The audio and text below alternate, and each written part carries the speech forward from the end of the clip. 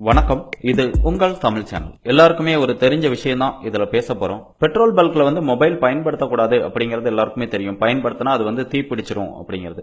அது மட்டும் இல்லாம இப்போ எல்லாருக்கிட்டயுமே ஸ்மார்ட் போன் வந்துருச்சு. ஸ்மார்ட் போன் வந்தது அப்படின்னா எந்த நேரமே நம்ம வாட்ஸ்அப், ஃபேஸ்புக் இதெல்லாமே பார்த்துட்டு இருக்கோம். இதனால என்ன பண்றோம், நம்மளுடைய மொபைல் டேட்டா ஆஃப் பண்ண மறந்துடுறோம்.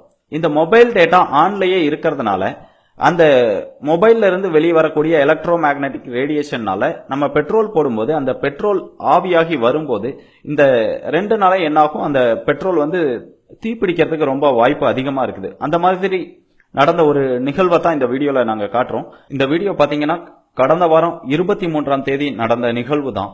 இதுல பாத்தீங்கன்னா அந்த மொபைல் டேட்டா அந்த போன்ல ஆன்ல இருந்ததுனால அந்த பெட்ரோல் போடும்போது அது என்ன பண்ணிருது, தீப்பிடிச்சிருது. இது போன்ற நிகழ்வுகளை நம்ம தடுக்கணும் அப்படின்னா நம்மளுடைய மொபைலை பயன்படுத்தாம இருக்கிறது மட்டும் இல்லாம நம்மளுடைய மொபைல் போன்ல மொபைல் டேட்டாவையும் மறக்காம ஆஃப் பண்ணி வைக்கணும். அப்படி வைக்கல அப்படின்னா நீங்க பெட்ரோல் போட போகும்போதும் இது மாதிரி தீப்பற்ற வாய்ப்புகள் ரொம்ப அதிகமா இருக்குது. முடிஞ்ச வரைக்கும் இந்த வீடியோவை அதிக பேரிடத்துல பகிருங்க. உங்களுடைய பகிர்வால எதிர்காலத்துல நடக்க போற ஒரு விபத்தை தடுக்கிறதா கூட இருக்கலாம். மேலும் இது போன்ற பல விழிப்புணர்வு வீடியோக்களை பார்க்கணும் அப்படின்னா யூடியூப் தமிழ் சேனலை மறக்காம சப்ஸ்கிரைப் பண்ணுங்க.